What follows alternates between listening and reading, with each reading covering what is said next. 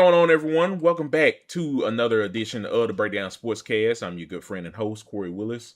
Hope everyone out there is doing well on a Sunday evening. Hope you guys enjoyed all of the college football and NFL playoffs. We got an NFL playoff game going on right now.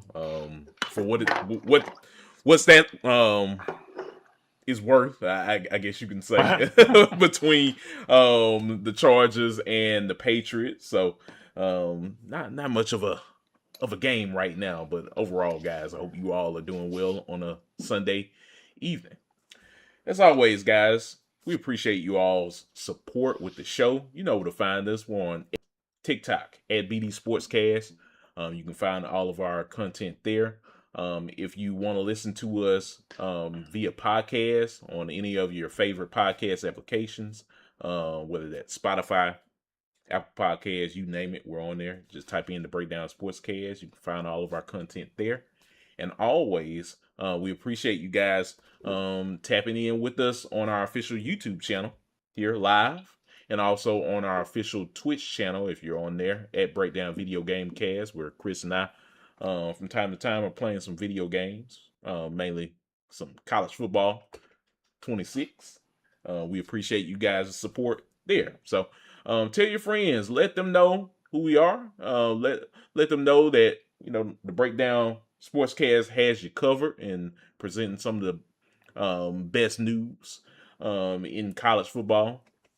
And tell everyone that hey, we're trying to get to 100 subscribers and beyond that. Trying to grow this community, guys. If we can get to 100 subscribers, we will put your name inside of a raffle for an opportunity to win some free swag courtesy of Chris and I. So something that we're trying to do as a token of our appreciation for you guys building this great community, and we want to keep that going forward for years to come. So as always, guys, we appreciate you all's support. As always, guys, you know who I'm with. I'm with my good friend and co-host. He is Chris Bolton. Chris, what's going on, man? What's going on? What's going on, man? I'm feeling good. The Niners got the dub. You know what I'm saying? We got them Philly boys on out of there. So hey, man, I ain't no complaints my way. It was.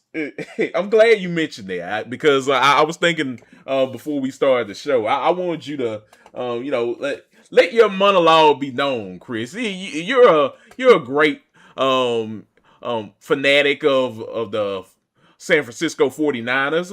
Let the people know how happy you are for your 49ers of getting that dub this week. Oh man, this is big time. Everybody doubted us. You're on the road. Defense isn't like how to the level they normally play at. The team is injured. We lose George Kittle in the middle of the game. Doesn't matter though, man. Doesn't matter. Hey, Brock Purdy said, "I'm here." Everybody got to put some respect on his name. You know what I'm saying? Shout out to Birdman. Put some respect on Brock Purdy's name, man. He'll be a playmaker for real out here. He led us to victory. McCaffrey was a dog as always, and you know what I'm saying? I love this team. This isn't the best 49ers team that Kyle Shanahan has had by any means. You know what I'm saying? But they play hard. Like I feel like we getting the most out of the fruit right now, the most juice for you squeeze. And so, hey man, let's see what happens against Seattle. So go into the 12th man. It's gonna be a good game.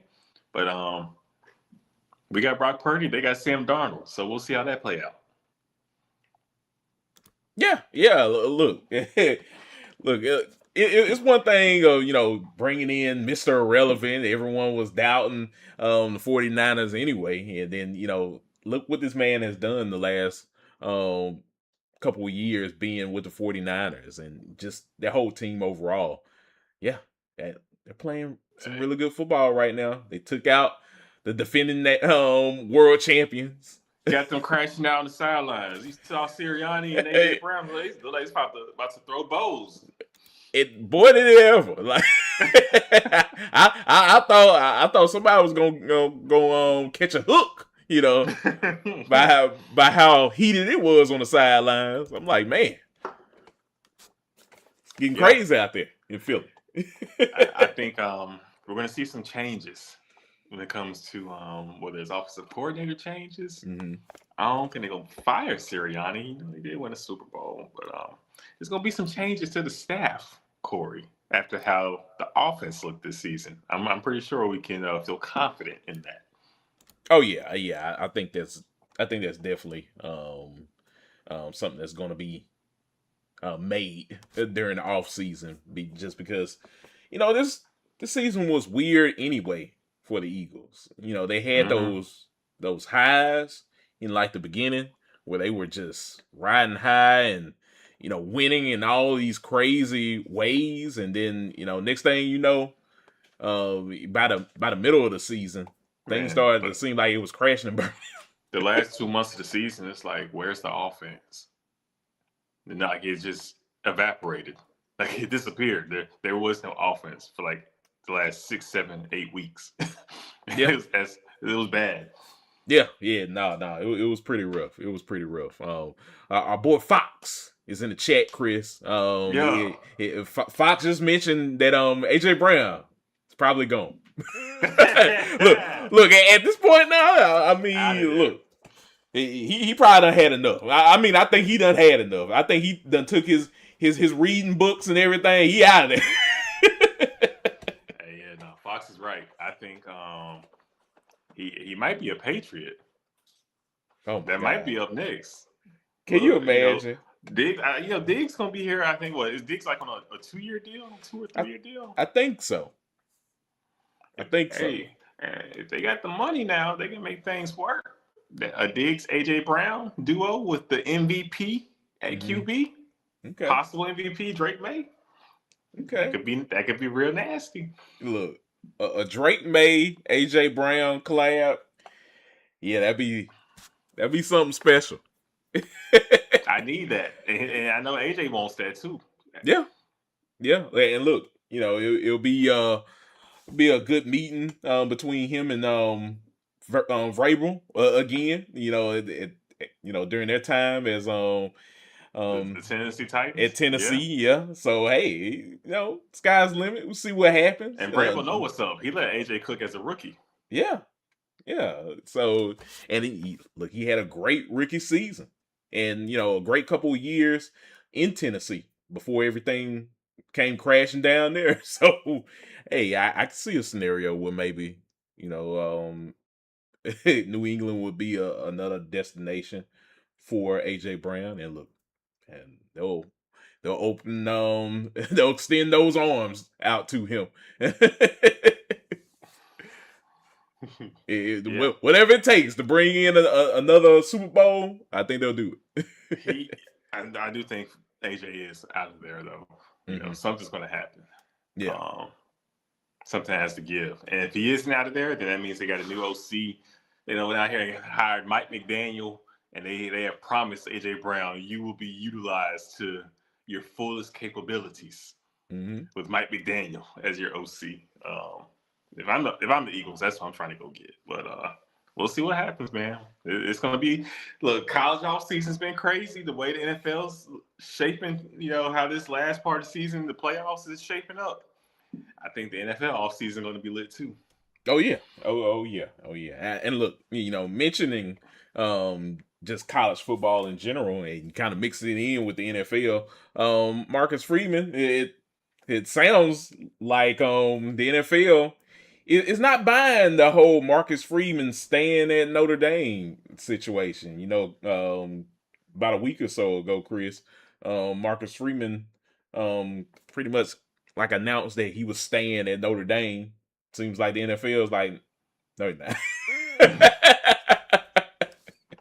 No, you're Yeah, not. if the right situation arises, Corey, the right job, I can see Marcus Freeman Bolton.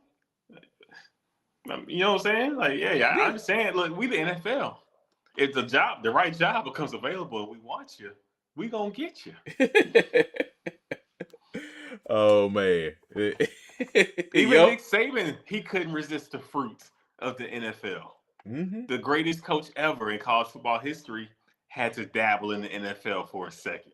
Yeah. You know what I'm saying? So everybody can get got. It's just when. That's the question.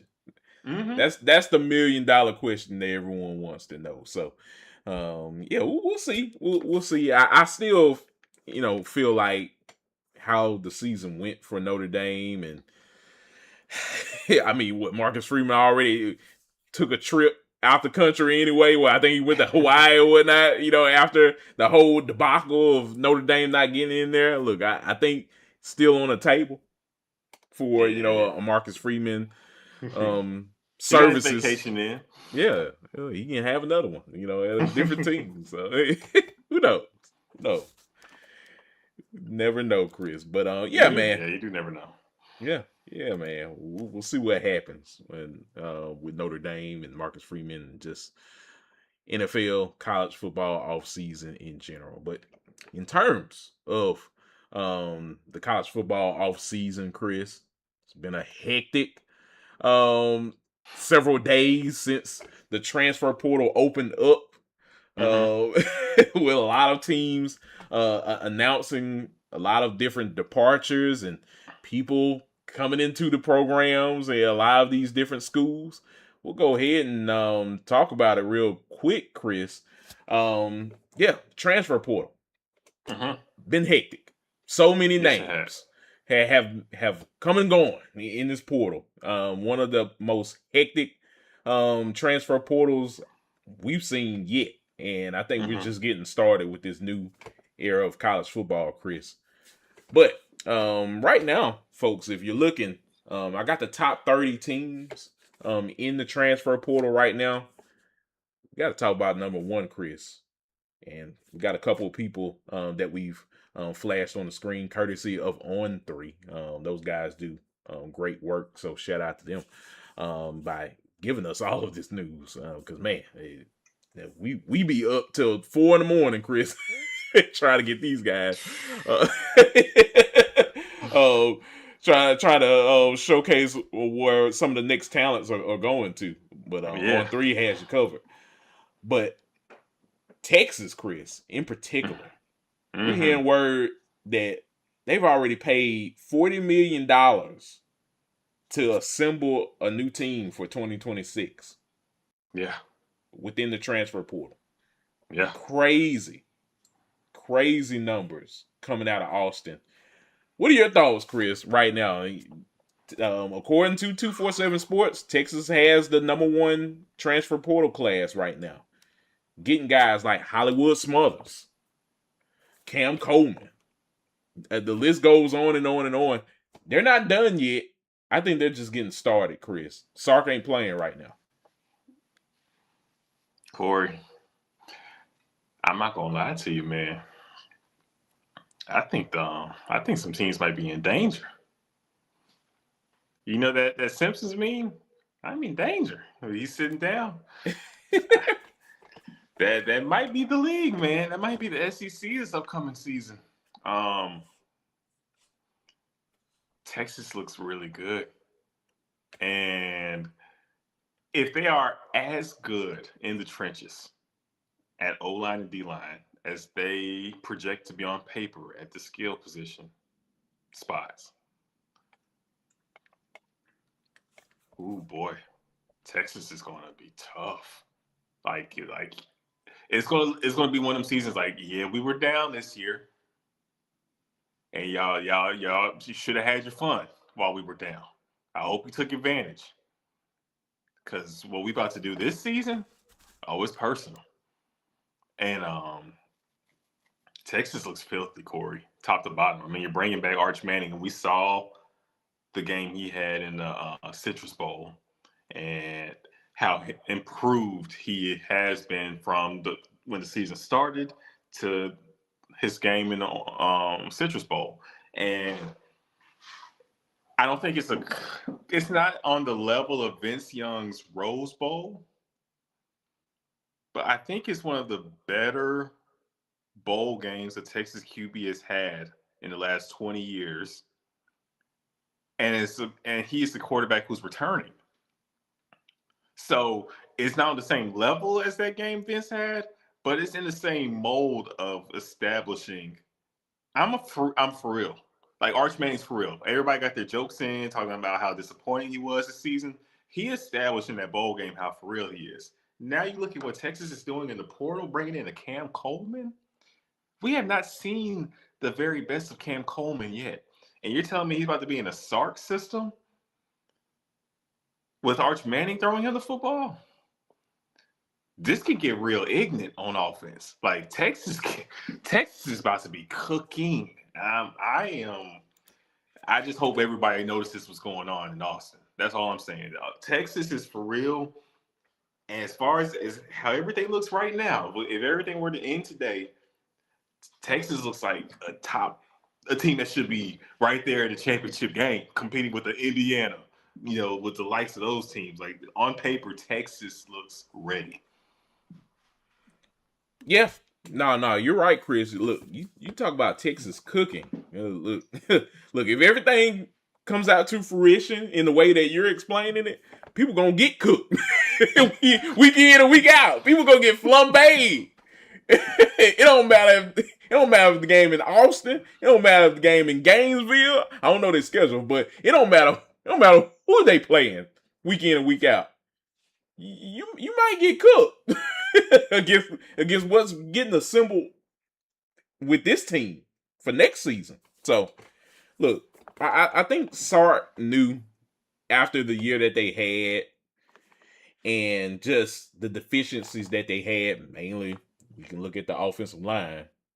Mm-hmm. Um, Mm-hmm. I think he knew that this isn't the team that he felt was good enough to hang with the big boys on a weekly basis. It just wasn't. Yeah, they squeaked out of a couple of games. They beat Oklahoma. Mm-hmm. They beat Texas A&M, which was Mm-hmm. probably one of the most impressive wins that they had all season. Yeah, they Mm-hmm. squeaked out of a game in Starkville against Mississippi State, Mm-hmm. a team that was punching well above the weight class, weeks against some of the teams in the SEC, but ultimately got set in their place.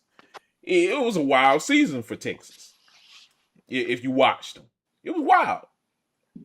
Next season, I think Sark should have everything in place for the team that he wants out there on a weekly basis.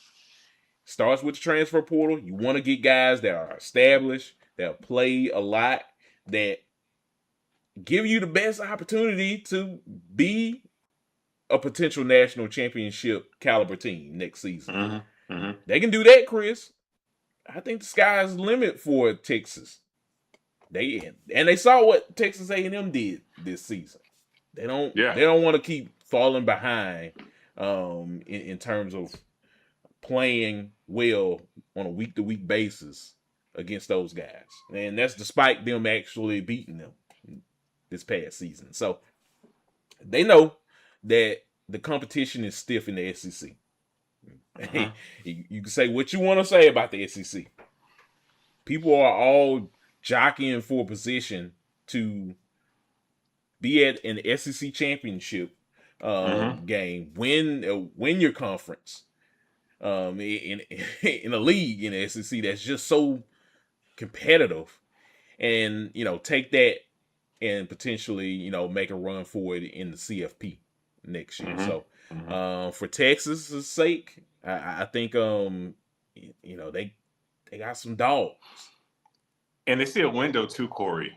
Mm-hmm. Like, let's really analyze this. Like, break this down. Georgia, yes, Georgia won the SEC, Mm-hmm. but Georgia has not looked like Georgia as of late. Georgia is winning, Mm-hmm. but the performances that we saw from the early 2000, the early 2020s Georgia teams, we haven't seen that lately. So Georgia has been down. Alabama is going through its thing where Alabama's talented, But Alabama hasn't been the dominant force it's been in the conference during the Nick Saban tenure. Florida, Auburn making transitions at coaching spots, Kentucky. So, you got those teams that are going to try to get themselves established, and LSU just got Lane Kiffin. So, I think Texas smells blood. You want to come at these teams and really take advantage of the moment, the window. Ole Miss has have a new coach. Yes, Ole Miss had a great season, but they're losing Trinidad Chambliss. Um, what else? Then you have, A&M has had this moment, but we beat A&M, so we feel like we're good on that front. I feel like Texas is just looking at the SEC landscape, and they see a window where right now we got Alabama, LSU, Georgia. They all got something going on where they're trying to get back right to how they used to be. This is our time and opportunity to really put our foot on these teams and go out here and get us a championship this season and go from there. Yeah. No, you're absolutely right, Chris. Yeah, like look, teams are made. Look, Indiana's are made with the transfer portal. That's a fact. So, yeah, I think Texas knows that. They already bring in tons of talent, but hey, if they want to keep this thing rolling, they want to keep the ship afloat to that pathway to a CFP one day. It starts with the transfer portal, and I think they got a couple of good talents coming in Cam Cam Coleman is a Coleman. top. He honestly he is a first round draft pick in the NFL draft if he has the season that we anticipate him having, and could go top 15, top 10 next Mm-hmm. April. Like Yeah. this is a freak athlete, like a Julio Jones esque level athlete Mm-hmm. that just has not been utilized and has not been maximized to his capabilities. But he's about to be. Believe that. Right. Right. Yeah, man. I think I think Texas is going to be utilizing Cam Coleman a lot. Him and Hollywood Smothers. I think what it also means for Texas to run the ball efficiently. I think you're getting a heck of a running back by Hollywood. So um great get. Great great get by Texas by Yeah, getting some they of these picked up talents. two of the top three guys at their respective positions in the Mm. portal. Yeah. A top three running back, top three wide receiver. Mm-hmm. You can't beat that. You can't beat It's that. tough. It's It's tough, yeah. tough. It definitely is, man. So yeah, we'll see what happens with Texas um coming up this season in 2026. But I'm interested in seeing what happens. Also, Earl Little Jr. is leaving Florida State. He committed to Ohio State, Chris. So Yeah, yeah. look, Earl Little, we saw him. Man brings the pain. He brings the hits. It- he's going to fit in very well Yeah. at Ohio State. Yes, he is. Look, you lose Caleb Downs to the NFL, and then out comes Earl Little Jr. Now I got to worry about getting plops Earl Little hitting on harder than Caleb Downs. Caleb was going to intercept the ball. Now I'm worried about getting popped. exactly. So look if you're Ryan Day and Earl Little Jr. Plops on your lap, hey, that's a great addition. That's a great get in terms of making sure that this defense gels with one another Yeah. next season. You got to bring the talent as well. And like, look, no one's gonna feel sorry for you, Ohio State, after getting close to another national championship. You got to rebuild and try to reclaim your throne in this wild world of college football. So hey, so all you can say, Chris, is teams are out there competing Yeah, for and talent. then boy, and then you mess around, you get Ole Miss picking up Deuce Knight, someone who they almost originally got out of high school. Um, but he's as they say, he came on home. he is a Mississippi boy, so Mm-hmm. that's a big pickup. Cause Corey, he Trinidad Chambers has been great. He wasn't granted another year of eligibility, Mm-hmm.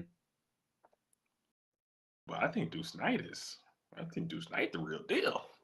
Now he presents a different skill set because I feel like he's a better athlete than Trinidad, not as polished as a passer. But bringing in someone of Deuce Knight's ilk to that thing that they got going on at Ole Miss, I don't know if they're going to necessarily be falling off. That's a big get. You solidify your quarterback spot with a premier talent, someone in his high school class was a 5 star, one of the more highly recruited players, and you were able to get him to come to Ole Miss. I ain't saying Ole Miss is going to be right back in the playoff, but I think Ole Miss isn't going anywhere. They're here. Yeah, no, I was thinking about that too. As soon as I heard the news that Deuce Knight committed to Ole Miss, and look, you can look at the transfer portal right now, folks. They're number 5 right now in the country in transfer portal players. They're not playing right now. Ole Miss is here to stay. And look, as a Mississippi State fan, me and you, Chris, we know what Camaro Taylor brings to the table. We'll see what Mississippi State does for 2026. There's I'm also gonna been players in the portal. Mississippi State has done good work in the portal as well. yeah. Still got to get that O line right, but he ain't worried that that could be changing in the coming days as we're Mm-hmm. wrapping up this portal run for Mississippi State. All I'm gonna say is this: if you thought that Egg Bowl from this past season was crazy, just wait for a 2026 Egg Bowl. I think Camaro Taylor Oof. versus Deuce Knight. Oof. Two kids that were in the same class, Corey. They were both 5 stars in the same recruiting class. They gonna be both at Mississippi schools going Yeah, against each other. That's cinema. that is cinema. That is cinema, and I think we're gonna watch two really good quarterbacks. If both of these teams have really good seasons in 2026, yeah, this might be the craziest Egg Bowl yet. Yeah, it's gonna be quite interesting, especially if both teams, like you said, both teams are good and relevant, possibly playoff relevant. I mean, because Kamario Taylor he lifts. He definitely lifts the ceiling of what Mississippi State can achieve with Mm-hmm. how talented he is. So Yeah, no, it's gonna be a whole lot of fun.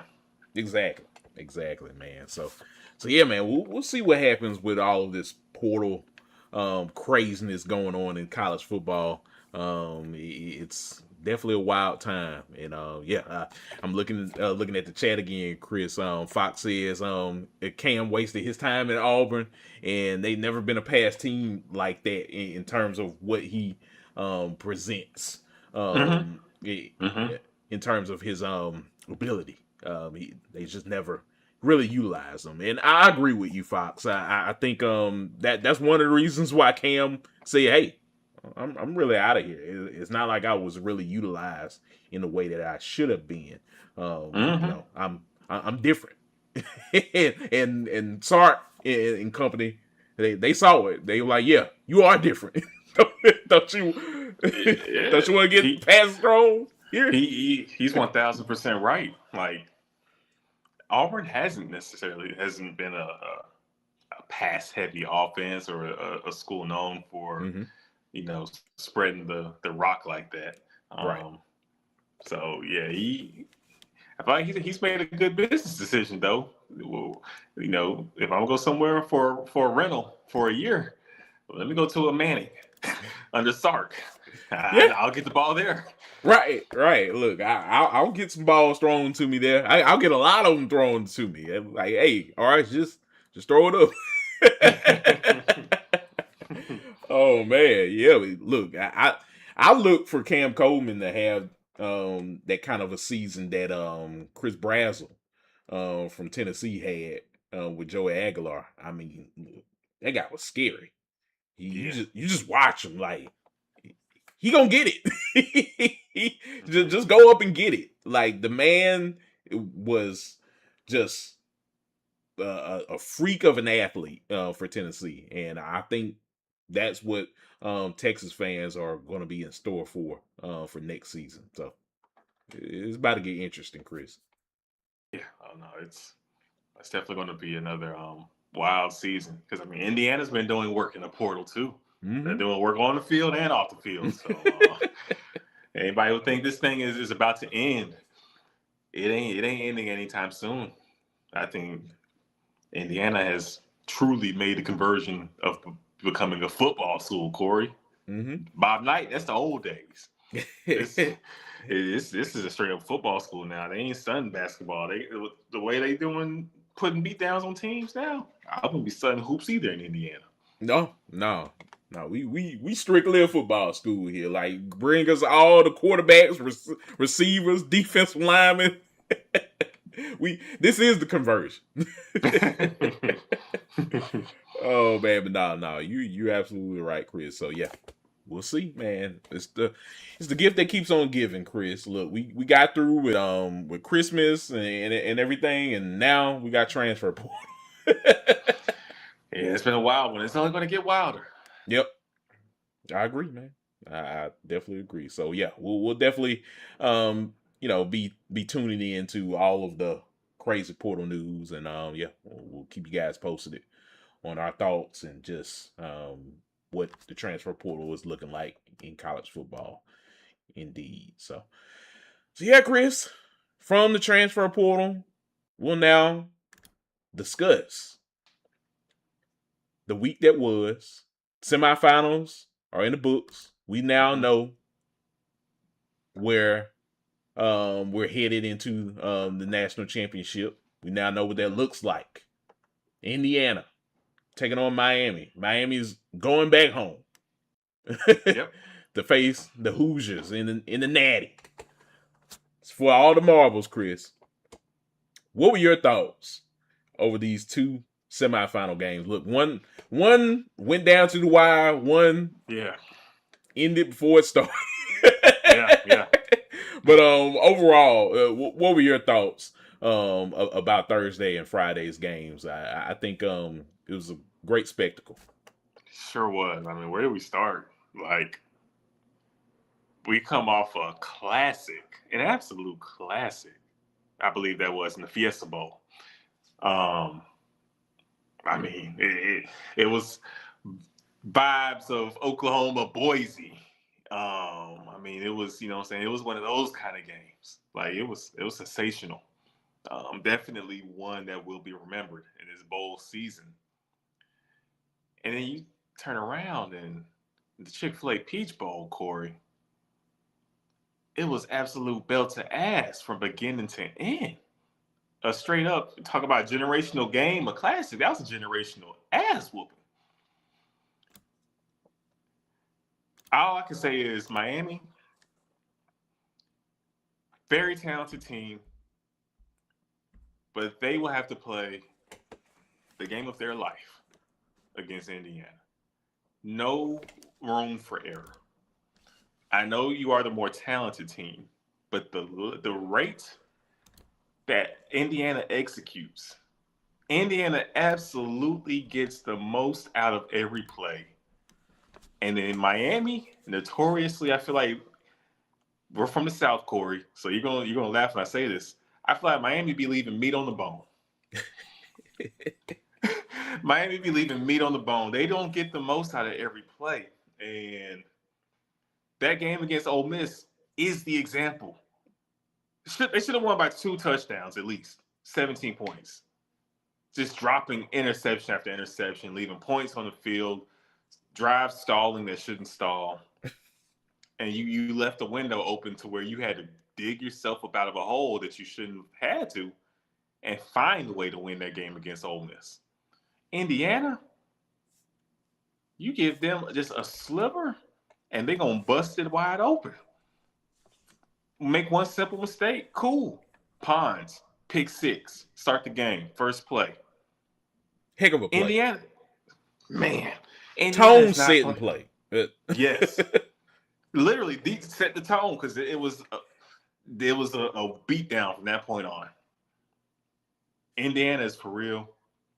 Indiana executes at a super high rate, and I just don't know.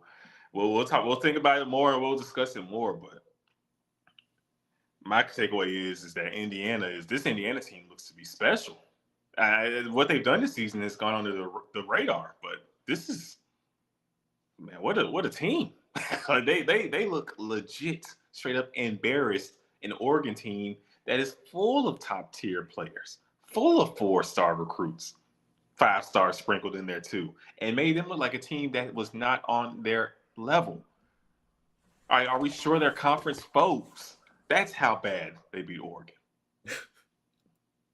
Yeah, it was, man. It was. I can't even call it belt to ass level of a beating. Like it was. It, man, it was rough. That's all I can say. It was terrible. They shouldn't have had aired that on television by how bad they were beating them.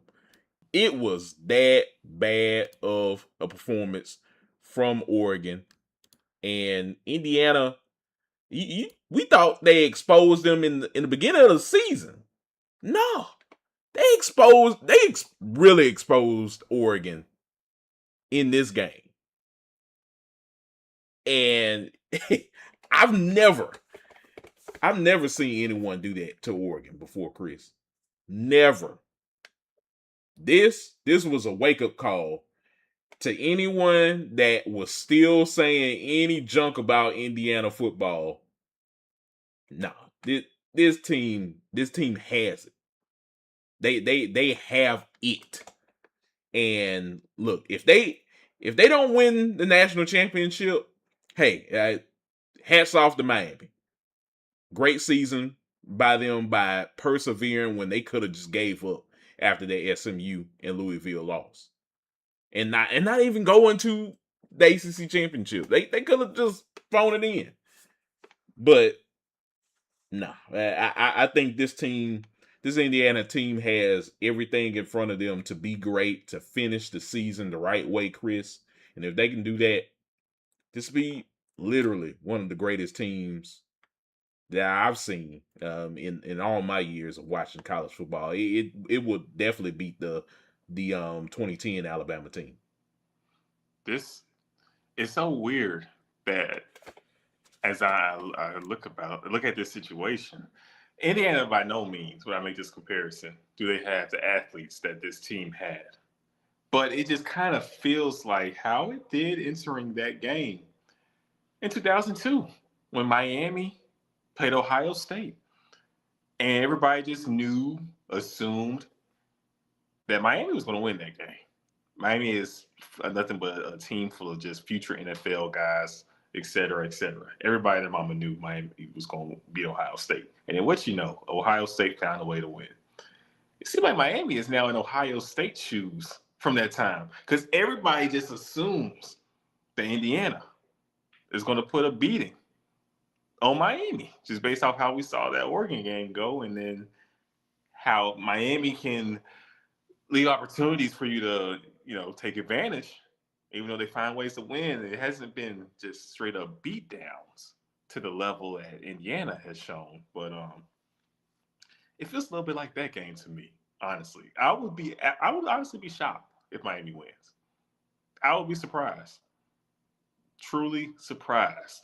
Just based off how this Indiana team is executing and performing right now. Um, Not to say it's impossible that it cannot happen because Miami has guys, and so this is a true interesting matchup because Miami has NFL guys.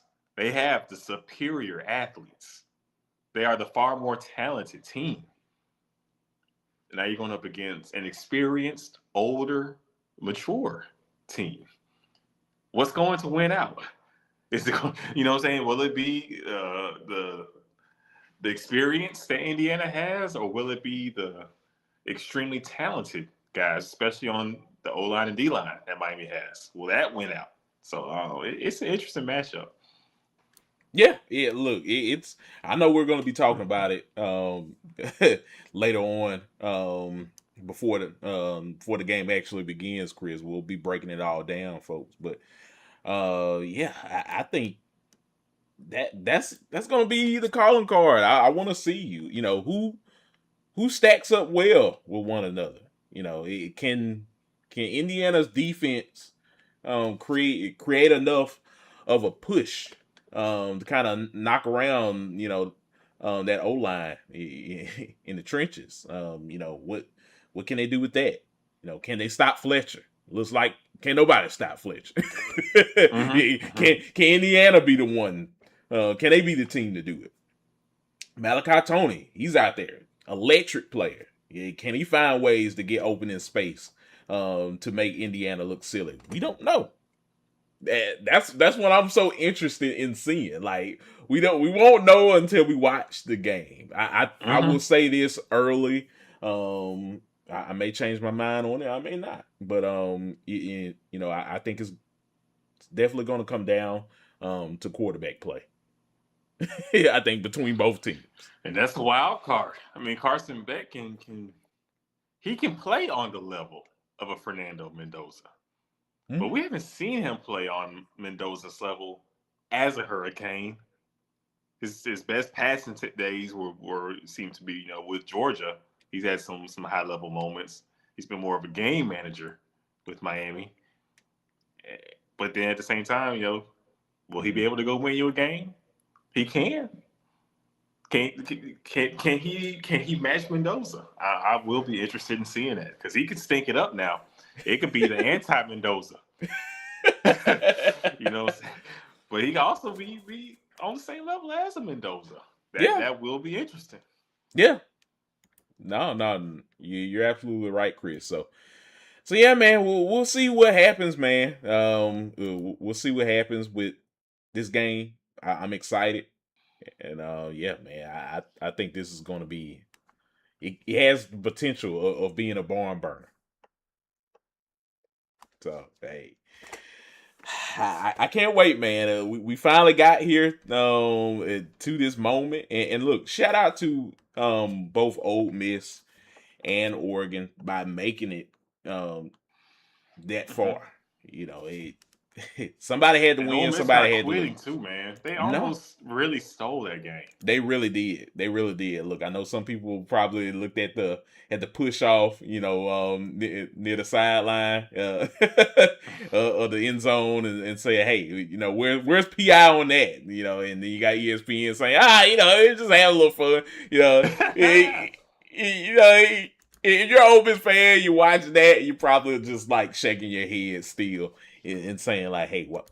Why couldn't we get another play? I can definitely see that. But hey, by everything that happened to Ole Miss this season, um, and just by them persevering, finding ways to get to the semifinals, hats off to them. Look, that definitely sets the tone for next season.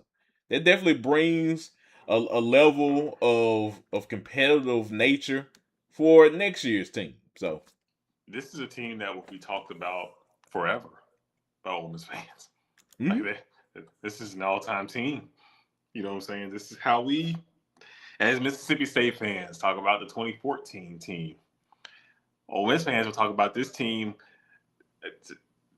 as highly as we do about that Mississippi State team. They'll talk about this team even more, more high, even higher.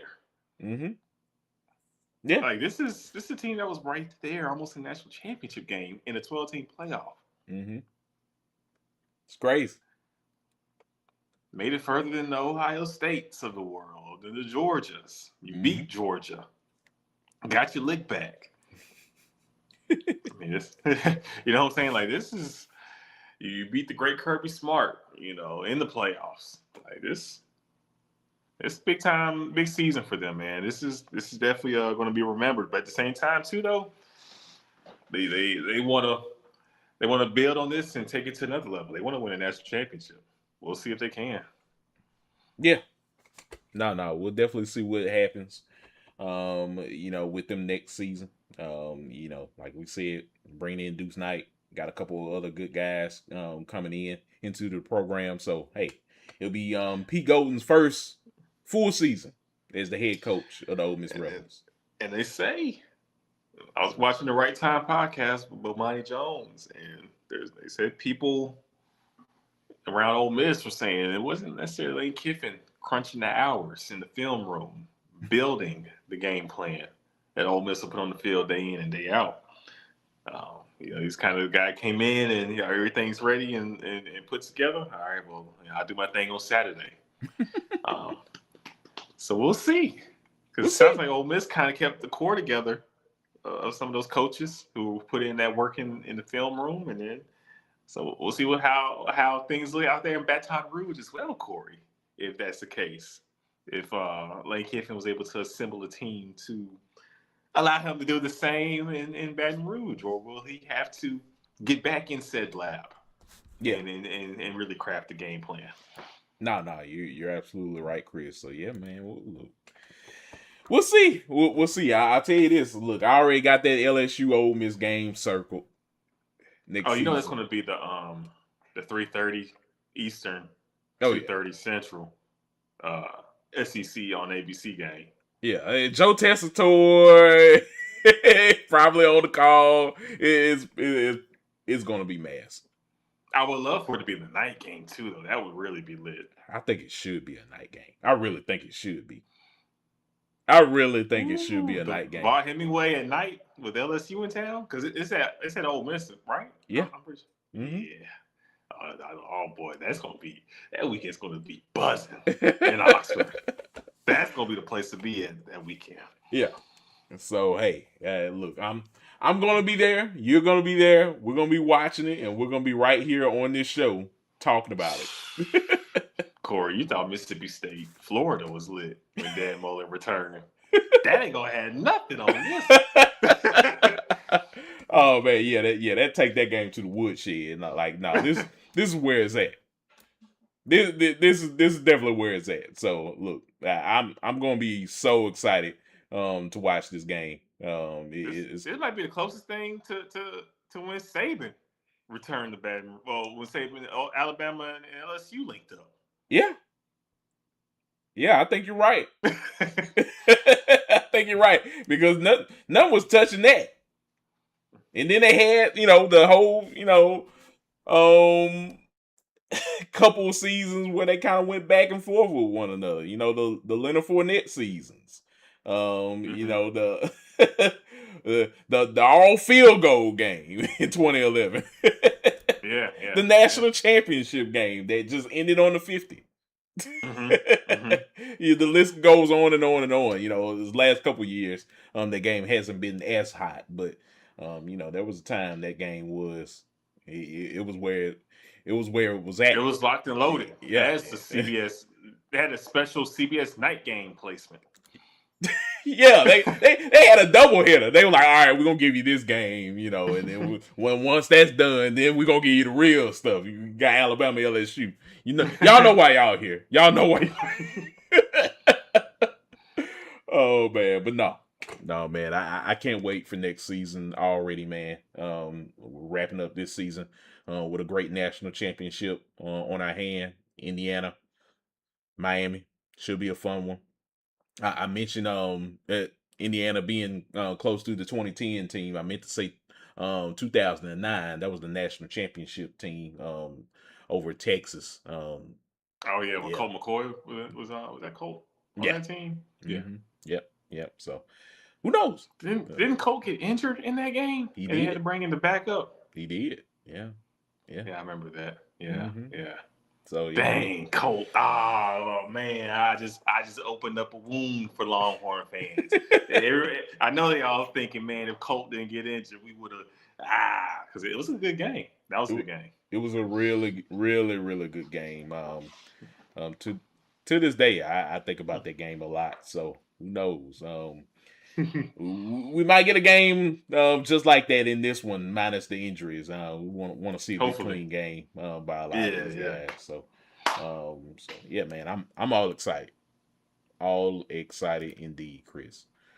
Well, before we head out of here, Chris, we gotta go ahead and hand out our Chief of the Week Mm-hmm.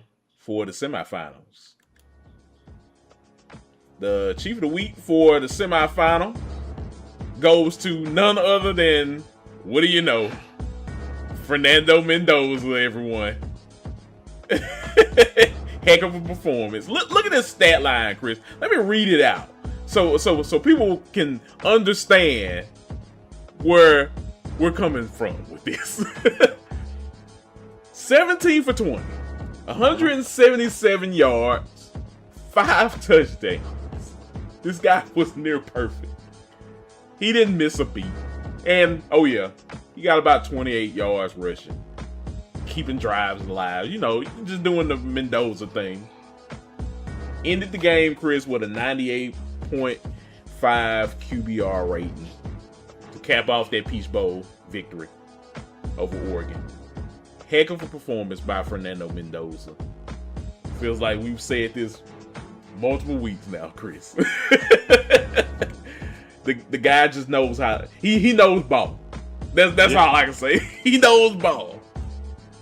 And that's the reason why they're in the national championship. He was incredible, spectacular. I know the yardage wasn't there like how it typically is, but the game was in hand.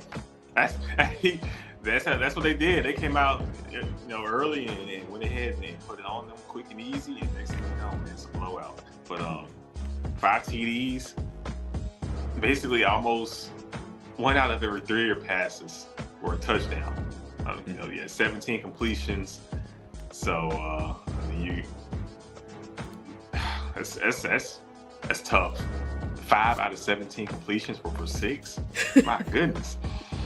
The guy was on crazy fire. efficiency. Crazy efficiency. Mm-hmm. So yeah, he looked like the Heisman winner. He looked like a guy that's gonna be playing on Sundays. Yeah. Pinpoint accuracy. Like he was legit. Yeah. No, you're absolutely right, Chris. This man gonna be taking that Raiders hat first day, first night of the NFL draft. The Raiders select Fernando Mendoza, which I'll be interested in seeing.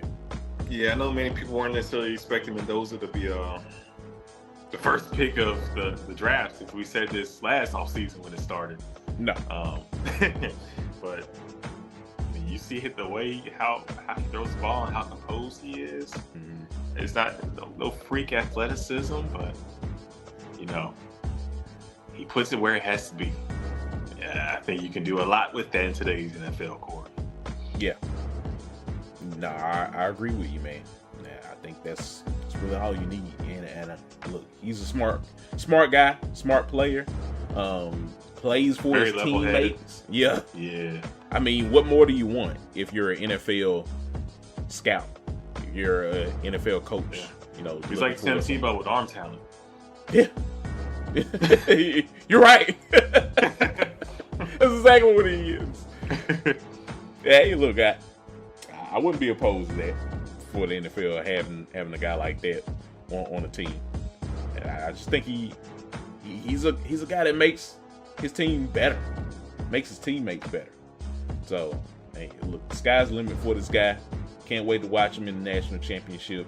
And yeah, we had to give him the honor of winning the semifinal Chief of the Week. So, yeah, man. Well, other than that, Chris, that's it for us. Look, we're done, man. We're done. Just a great week of games. Can't wait for this national championship game. We'll definitely be breaking it down some more. And we'll also be talking about some transfer portal news as we kind of getting closer and closer to the 16th, which is when it wraps up. So yeah, definitely some news to be discussed here on the Breakdown Sportscast, and we'll be here for you good folks, tapping in with y'all, giving y'all our thoughts on all of that. But before we head out of here, Chris, we got some outros. I'll start off with you first, good sir. Let the good folks know where they can find you on social media. Yeah, y'all can find me on X at Chris_Bolton_12. And on Instagram at Chris.Bolton_. Holla at your boy. Nice, nice. And yeah, folks, you can find me on X at Listen to KSW. I'm on there talking college football, professional wrestling, all of that great stuff. So yeah, definitely follow me on there.